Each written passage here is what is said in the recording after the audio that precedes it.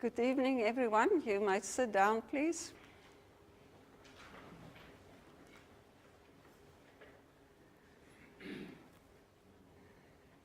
Good. My name is Louise Warnig, and it is my pleasure and honor to welcome all of you to the inaugural lecture of Professor Bill Tucker in my capacity as Dean of the Faculty of Science.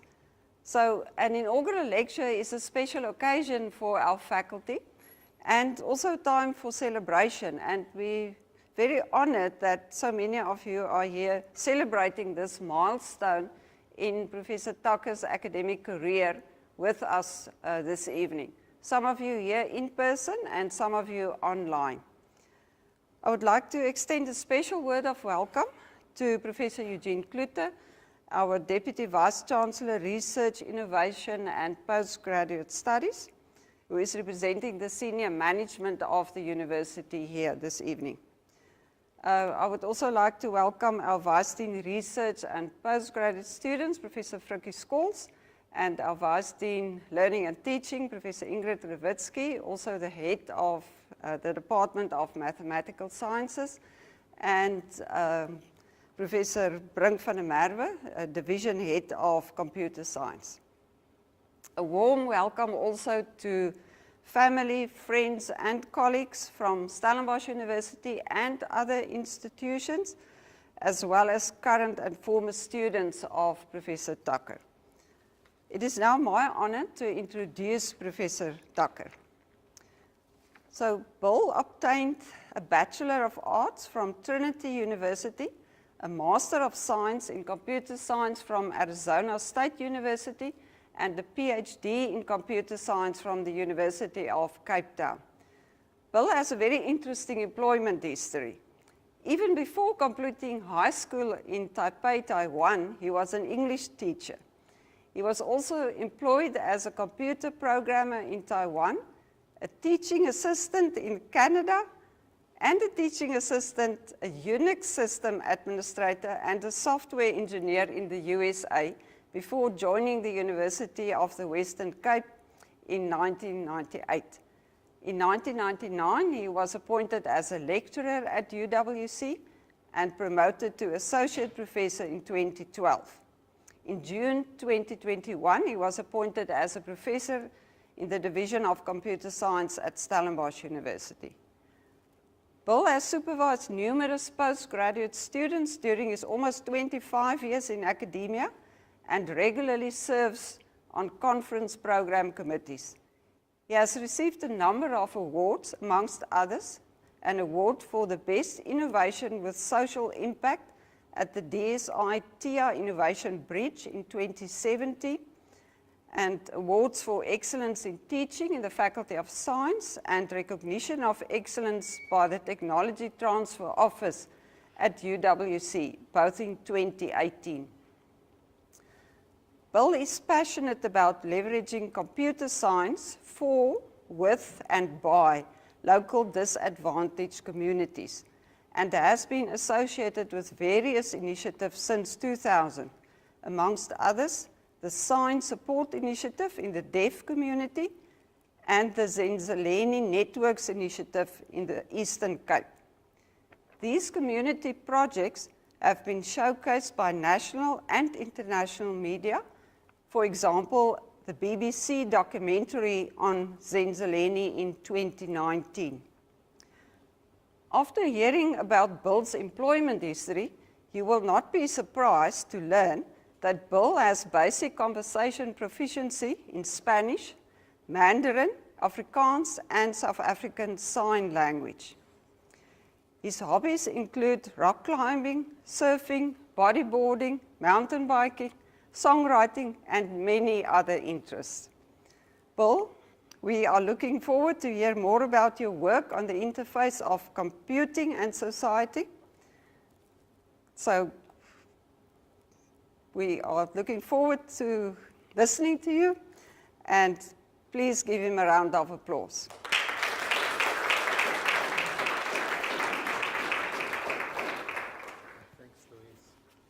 Okay, so this is for you. What are we going to do? Going to do the lapel?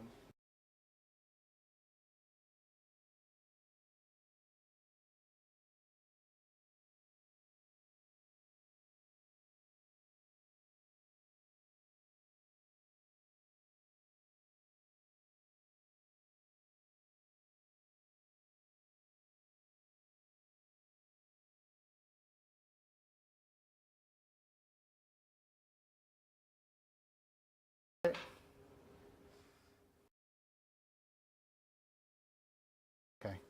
Thanks, Louise, for that introduction. Where'd you go? There. Okay. Hello, everybody. Yeah, I've been thinking the whole day where to start this, and I still don't know. I think I'll start with this cover slide. So I named the talk. I wanted to name the talk "Walking Forward Together," because I think that's pretty much what I've learned about being in South Africa for 25 years now. I should have citizenship, home affairs. I should have citizenship, but I've learned how to braai and other things. Yeah, the walking together it's been real important to me, and I think the pair of projects that Louise mentioned, I'm going to go into it in a little bit, but this is going to be very helicopter. But it means a lot because a lot of what happened, a lot of how those projects came about were actually like physically walking, and I'll try and come back to that. And I know you're scratching your head saying, well, what does this have to do with computer science? And the funny thing is that it does.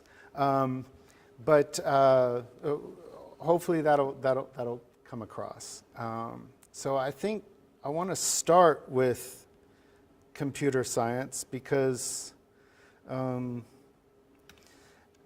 especially here for Stellenbosch, I think I'm a weird computer scientist. Computer science here is, it's a division in the Department of Mathematical Sciences, and my maths pretty much suck. I'm not a mathematician. I'm a software engineer. I took maths. I did maths in high school and in varsity, and yeah, I mean, I think I got A's. I did pretty well. But I got more turned on by, I think, maybe the art of programming, and I also come from a multidisciplinary background that actually can't really do in South Africa because of the way that we build things into silos in our universities. And instead of banging my head against that, well, I have done a fair amount of that over the last 25 years, but I found that in postgrad, especially with masters and PhDs, that it's possible to go beyond the silos and combine things. And another reason why I'd say I'm a weird computer scientist is if you look at the 10 PhDs that I've finished, well, almost finished, 3 of them are finishing this year. Yeah, only 2 of them are in computer science. The other ones I've co-supervised in things from electrical engineering, pharmacy, gender studies, information systems, mostly in social development, because social development's been a real passion of mine. But I am still a computer scientist despite this, and what I learned about computer science, or what was computer science, it for me has become the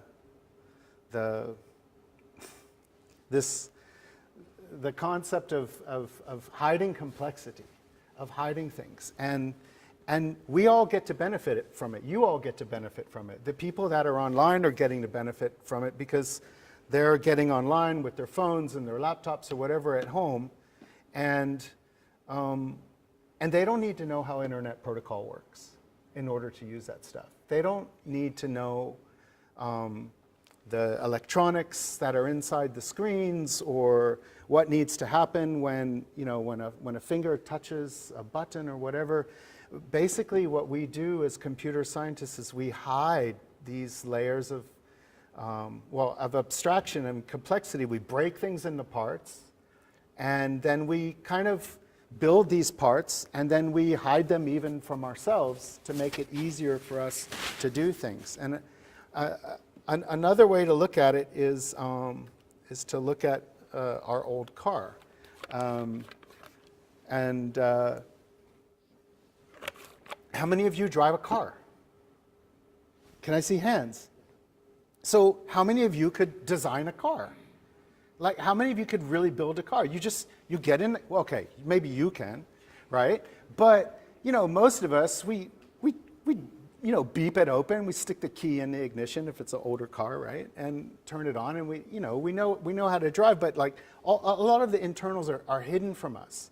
And it's the same with computer scientists, and we've done it so well that it kind of makes it look like, it's easy for us to use WhatsApp, right? We don't have to think of the voice being chopped into packets and sent over the internet through routers and this and that. And it's just, we've done such a good job of making it easy. And we've even made it easy for people to program. Like, a lot of people are programmers or programming that are not computer scientists, because we've even made that easy as well.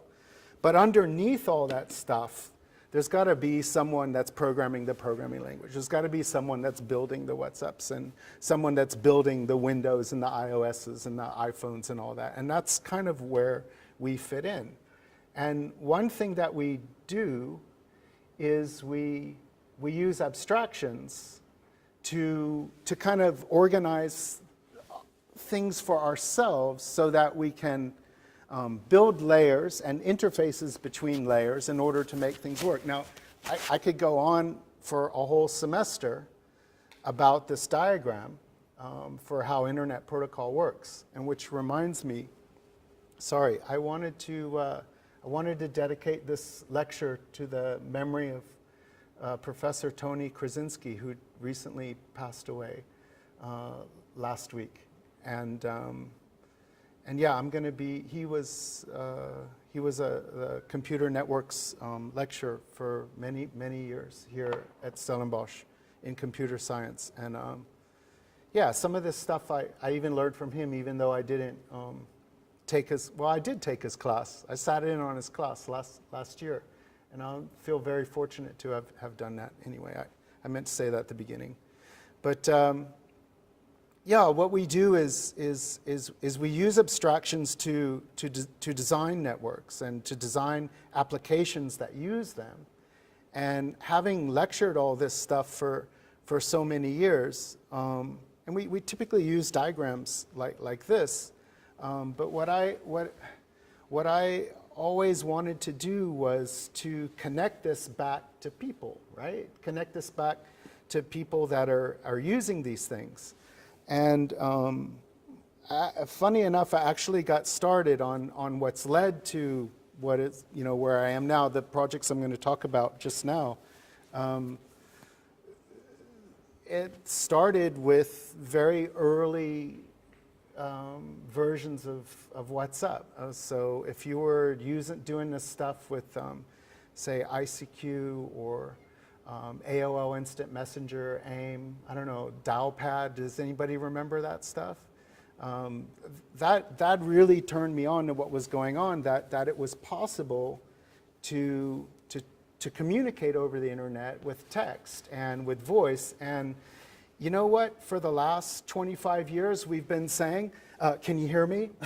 Can you see me? Can you see my slides? It's been like that. But despite all that, all those problems, we still managed to communicate over the internet quite a bit, and we're doing it just more and more and doing it all the time, and we're hiding the internals of it very well. And so what I started looking at about 20 years ago was a different way of looking at these kinds of apps. Instead of only looking at the technical components of the networking protocols and of building the applications that use these networks, looking at the whole picture. And if you start at the bottom, and we start with, and we think about what's up, for example, we've got power, right? We need energy to run these things, whether ESCOM has got the power on or not, right? It's a nice thing about having cell phones, or mobile phones, the batteries last, pretty long as your screen isn't too big and you're doing stuff on it. And we need networks.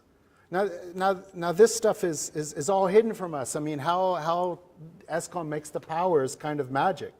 I know it would be great for us to all have solar panels on our house feeding the energy back in, but that's coming soon. And then we're surrounded by all these networks, 2G, 3G, 4G, 5G, Wi-Fi, Bluetooth. There's like all kinds of networks going on. There's all kinds of devices, although this seems to be what we're settling on. And then to take it back to what's up, you've got text, voice, video, and pictures that we're sending around. Sometimes the communication is in real time, right? When you actually call somebody. And I'm only making WhatsApp calls these days. WhatsApp, Signal, Zoom, what else? Teams. And the temporality has kind of changed. Is that for us, it's okay to send a message and get a response in a couple minutes or a couple hours or a couple days or a couple months, depending on who it is we're talking with. And then we still can kind of just take up the connection that's going on. And then the user interfaces are, how these things are presented to us. And I think, there was a couple of reasons why WhatsApp took over from Mixit, but Mixit was real popular here for a while, but that user interface really sucked, right? And WhatsApp came through with something that was able to read your contacts really nice and make everything easier. But ultimately, it was that people needed to talk to people. And I started looking into this stuff,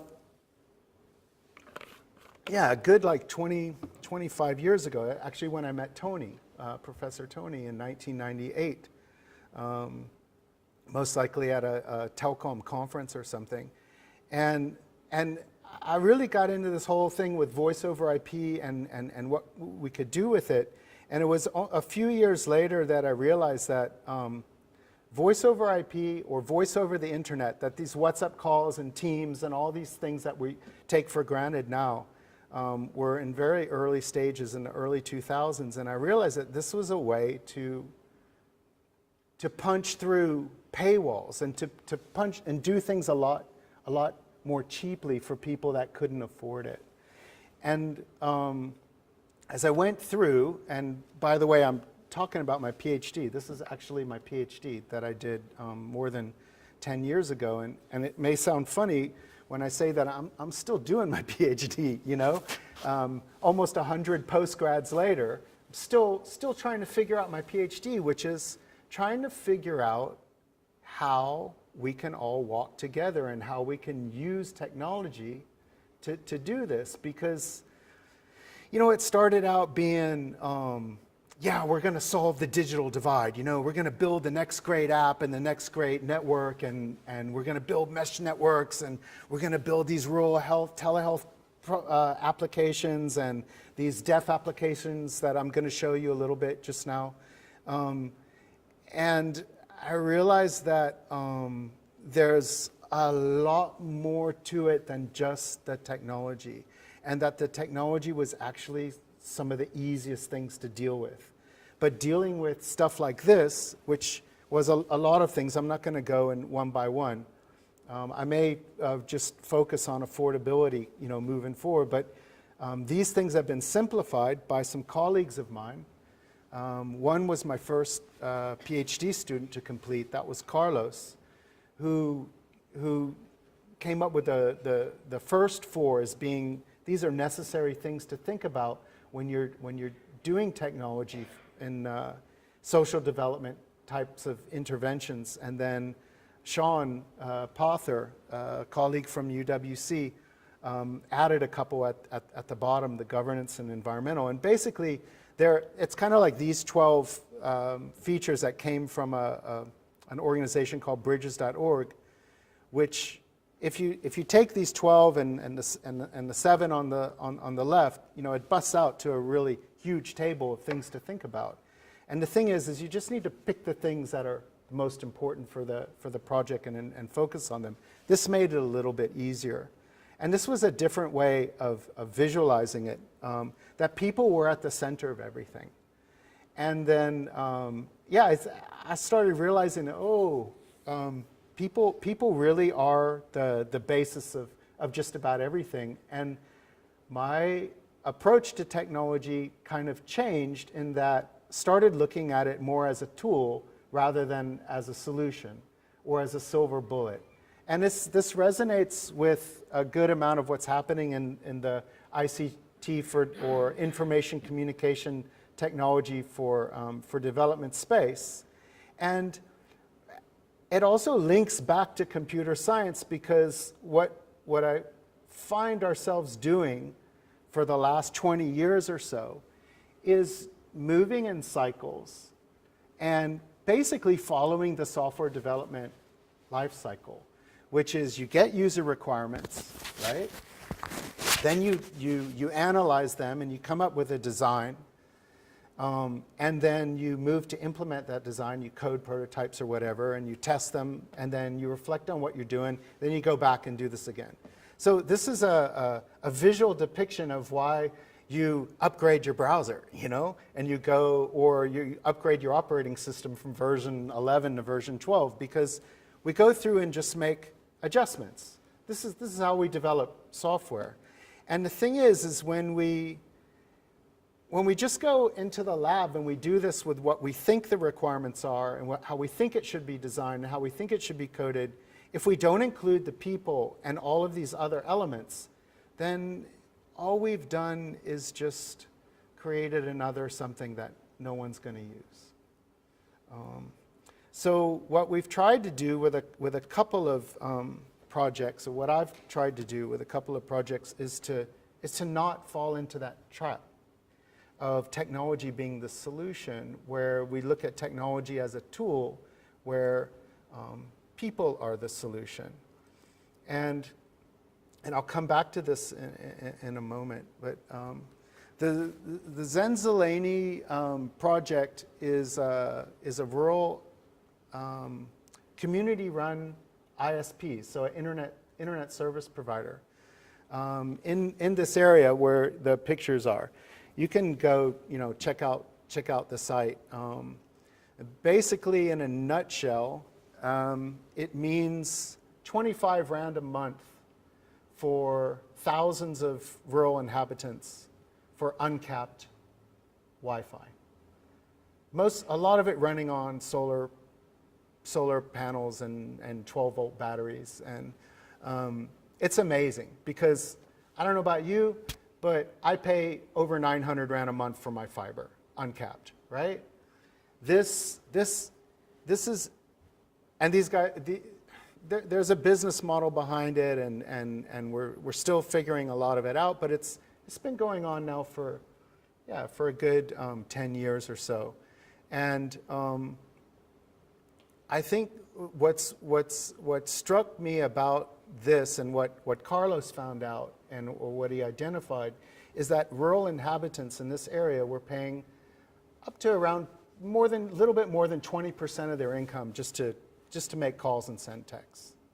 So, and it's kind of how, and you'll see this in the next one as well, is that the majority of inhabitants in this country, and probably much of the world, but especially in this country, because we've got incredibly expensive internet, the majority of people are surrounded by connectivity they simply can't afford.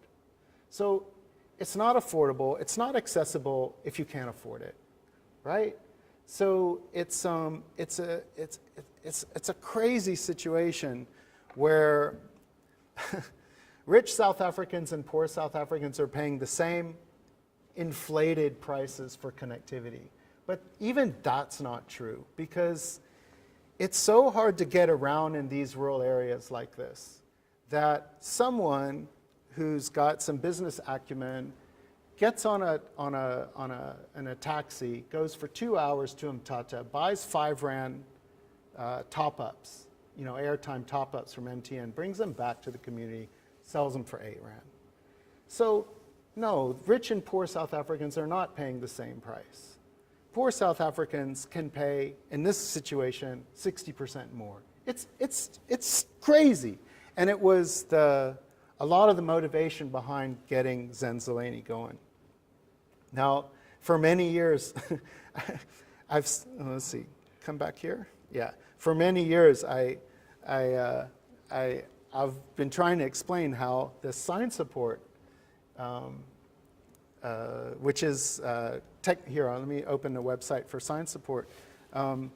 It's a very similar situation in that we've been working with poor deaf people for about 20 years, mostly with a deaf community here in Cape Town called Deaf Community of Cape Town, known as DCCT.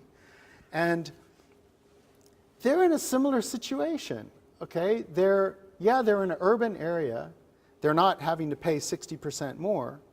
But let me tell you why they do have to pay more. Because 10% of the population is deaf and hard of hearing. 10% of those, or 1% of the whole population, roughly, we think, are really actually deaf. They cannot hear. They use South African Sign Language to communicate. We got sign language interpretation going on here. And they need video. Yes, they come from Afrikaans families and Tswana families and English and Xhosa and Zulu and all that. But they don't want to text in that language. They want to use their language, which is a visual language, and it's a very complicated language. I've tried to learn it, and I've given up. I'm not very conversational. I can say I'm stressed, and I can say I'm sorry, and thank you, and I love that, right? So I'm pretty, and hello, okay? Which is about where a lot of sign language recognition has gotten to.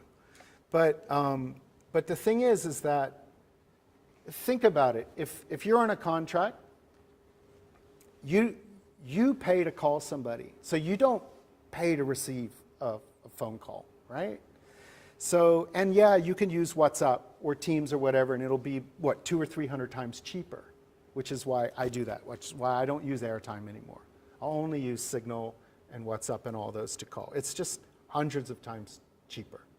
And, but for a deaf person, even if they're using Zoom or WhatsApp or Signal or whatever video thing, they're paying for the video that's going up and the video that's going down. And the deaf person on the other side of that connection is paying for the video going up and video going down. So, like the rural counterparts, they're being screwed, right? They really are. And it's not their fault at all. So we've come up with deaf people a bunch of these ideas for projects. And again, there's not enough time to go in all this stuff. You can poke around, and the things that stood out to me for both of these projects, Sign Support and Zenzaleni, is that most of the coolest innovation did not come from the computer scientists. Most of the cool ideas came from the people on the ground. For example, with Zenzaleni, it was the village elders, believe it or not, that designed our first mesh network, right? They didn't use radio mobile. They didn't know anything about Wi-Fi. They didn't have to. They knew that from the top of that hill to the top of that hill, you've got line of sight. And there are people there that are going to protect the batteries and the solar panels and the network equipment. We haven't had a theft. It just hasn't happened. And with the deaf people, they came up with all these really cool ideas about being able to use mobile apps to access health information. like pharmacy information, request emergency medical services. And a lot of their ideas were used to avoid paying. You know, this is what poor people do best, is avoid paying for stuff, right? You remember when you could, you could request a callback and you could send like an 8-character message and stuff? Yeah, that was people being innovative. And I think that started for me to resonate as being ways of walking together, where you had people that understood their needs and people with tech and kind of meeting in the middle. And that was walking together. And truthfully, a lot of the ideas that came from these two were spent walking in the rural Transkei with people in the communities and walking with people, especially a woman named Meryl, for coming up with the ideas that became science support. And you guys know Meryl, yeah. So that's kind of where I've been toiling, and these projects are still going on. In fact, we just interviewed, we advertised for Zenzaleni. Zenzaleni's been spun off as several nonprofit entities, and we just interviewed last week for the managing director position. There were 70 applicants. I mean, that was pretty cool. And we got to shortlist to 5 and interview them, and we're in the process of doing that. So, like, things can really happen. And for me, it was really enlightening to go through this process to see that, you know, we didn't have to have patents, we didn't have to have profit involved. It's a struggle. It's not the easiest thing to run NGOs or nonprofits, but Zenzaleni is now a public benefit organization. And then we hope one day to maybe do things like this with Science Support Project. But I think that's where the real social impact comes. I think what people like me are really good at doing is graduating students, getting degrees, writing papers, and earning revenue for the university so they can pay our salaries, right? And I think what we need to do more of is get this stuff out into the communities so it's actually being used. And I think that's where social impact really is. So I'm going to try and speed through. I'll just click on this to say this is on my website, and I've been going through it. You see there's a vision, mission, and all this kind of stuff. And you'll see a lot of the same photos that are in the slide presentation. Oh, I don't know how Julius got in there. And I'm going to go through these right now. So this is where I've kind of looked at where Science Support and Zenzaleni have been leading us. And I look at they're simplifying this stuff even more. If you look on the right, of there needing to be some kind of network platform and an application platform that runs on that network, and we'd like to be able to do monitoring, evaluation, and see what it can do. And then on the left, so this is this is the new crazy idea that started out with using voice over IP to make, you know, communications more affordable and accessible for marginalized communities here in South Africa, is to do things in their own language. So my dream would be for deaf programmers to be able to program their own apps in sign language. Wouldn't that be cool? To be able to program, to be able to document, to be able to debug, to be able to go through that entire life cycle. And that it should be possible to build what we call APIs, application programmatic interfaces, to other components that we hide in order to use existing languages, you know, like Python, Java, you know, whatever. And wouldn't it be amazing if we could do that with any language? So just some examples that could be possible. In Zenzaleni, it would be nice if rural farmers in the rural Eastern Cape could build their own apps to help other farmers farm better, right? And they would be able to use their own language, their own cultural metaphors, their own everything. And we could work together to provide this kind of suite. Or taking it back to the deaf example, figure out how to enable deaf people to code their own applications, like we've done a diabetes app and we've done the design by working with multiple deaf communities across the Western Cape for, like the last 5 to 10 years. But wouldn't it be great if they could do it themselves? And if we could figure out a way to lower the cost. And so we've been looking at things like zero rating, back billing, maybe even using advertising, and then have them be able to do the monitoring and evaluation themselves for how it makes sense to them.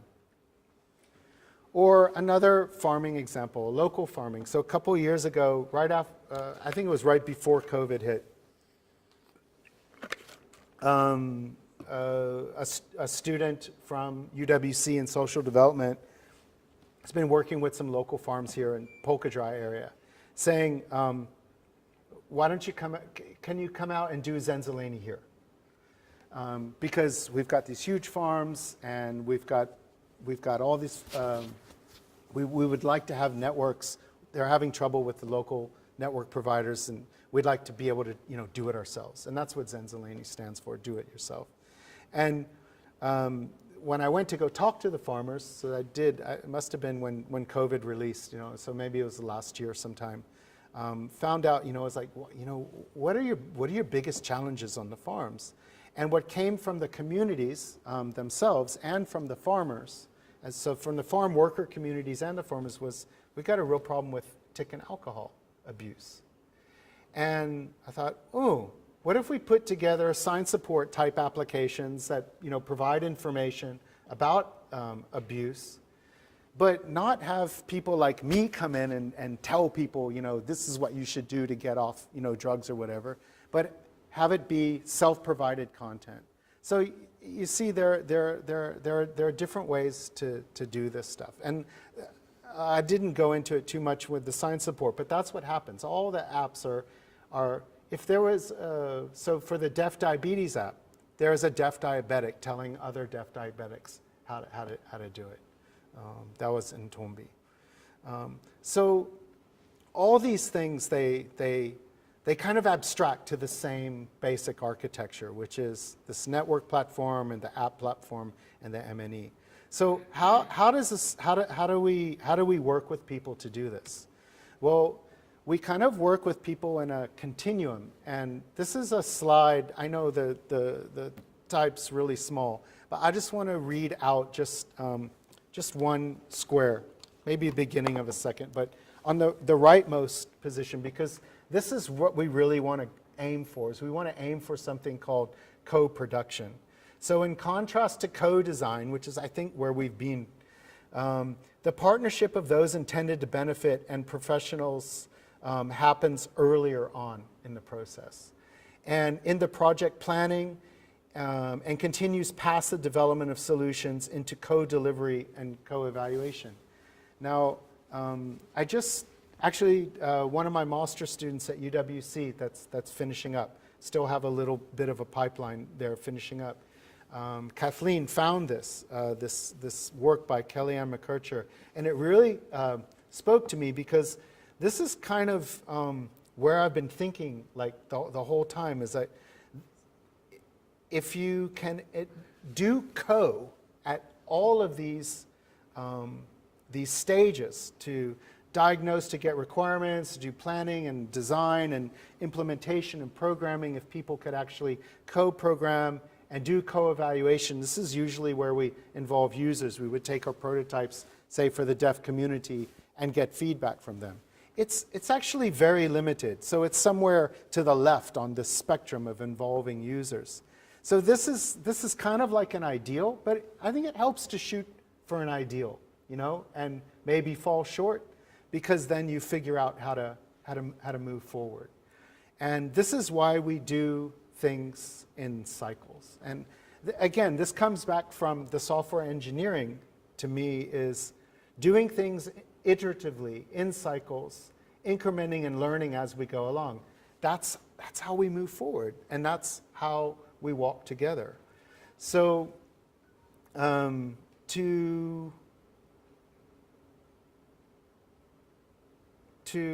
me just go to the next one. I'm almost done. We've kind of approximated this model with Zenzaleni, and we want to do it better, which is having the research and prototype development come out of the university, spinning off companies that do the technical development, and then providing those services to operational entities. And the Zenzaleni model, you know how to get 25 Rand uncapped per person, is by selling commercial services to anchor clients and then using that revenue to subsidize the cheaper access. And I think it could be done for any of those ones that I showed above. And I'm starting to open my mind to this tech dev maybe, you know, being for profit. You know, there was a reason why Julius was in that, you know, on my website, because I would like to hope, you know, I would like to think that we can do this without going for profit, because I feel that going only for profit, it just leads to going for profit, and people get left behind. And you can see where I'm coming from. People are at the center of everything for me. So I've kind of become aligned with this guy named Kentaro Toyama, who was a guest speaker in the Computing and Society course just a couple weeks ago. And the students that were here, that was one of the better ones, right? That was a really good one. Kentaro basically says in this book, and the title is great, Geek Heresy, because I think even people like me, we're still subject to geek heresy. We still think that, yeah, technology is going to solve this problem, you know, But Kentaro doesn't think so, and I agree with him, that technology amplifies what people are already doing. If you hook up with good people, you're going to get good ideas and develop tools so that people can get things done. Unfortunately, that also means that it can go the bad way as well, right? So, but I like to think that we can get things better. So by combining these things that Kentaro was talking about, this amplification of technology, and I see tools as amplifying,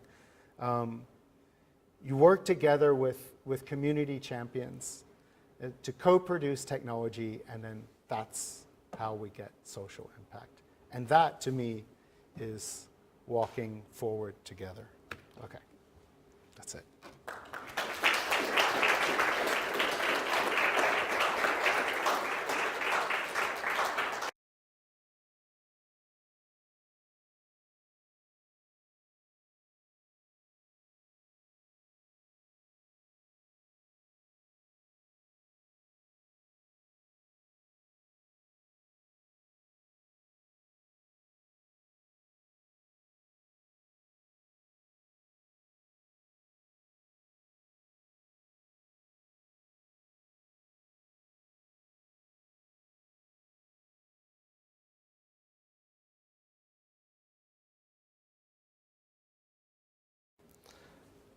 Well, good evening, colleagues. Congratulations, Bill, with an excellent inaugural lecture. I enjoyed your philosophy to start with, by talking about walking forward together. And having listened to you, I understand exactly where you're coming from. The other thing that struck me about your talk was the people-centeredness of your research, which I totally subscribe to. A number of other things that you said resonates very well with the vision also of this university. We do research for societal impact, and I think you've actually demonstrated that in a big way this evening, and I want to commend you for that. It also indicates that it's not only about technological solutions. And I think many of the problems that we face, like climate change, for instance, amongst others, will not be a technological solution, it will be a people-driven solution. And hence the co-production of the solution is important. And involving the people that you are trying to help in the research is equally important. It's a sure way of making sure that technology that you develop is taken up by the community. Otherwise, you can develop a potential solution and you take it to the communities and they will just not take up that particular technology.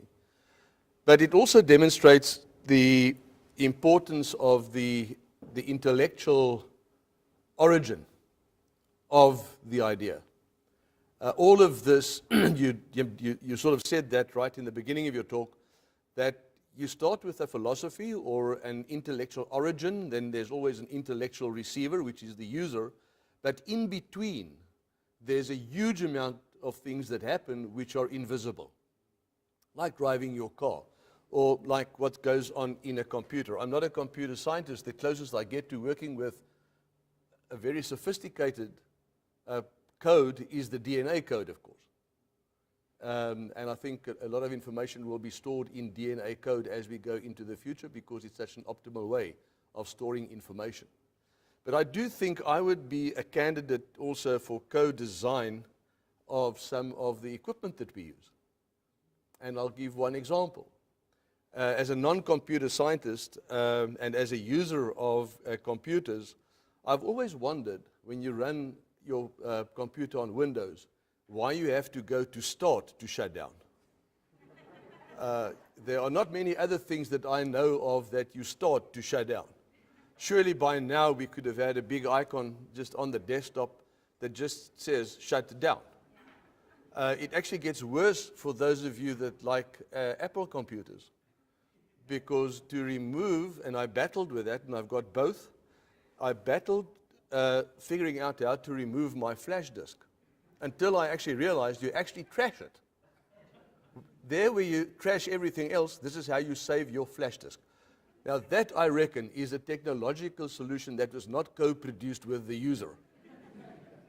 So again, congratulations. I enjoyed thoroughly listening to you.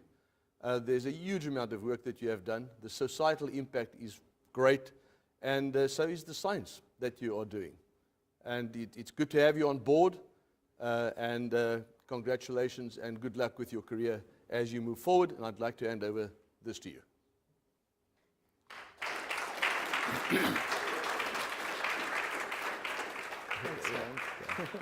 Thank you.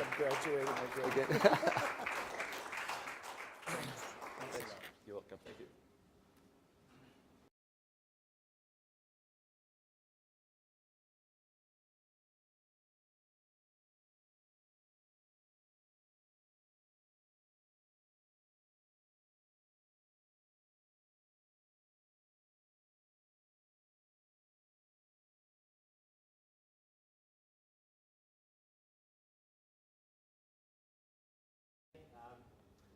This might be the first inaugural computer science lecture at Saam, where I didn't see the Greek alphabet spelling out every second slide.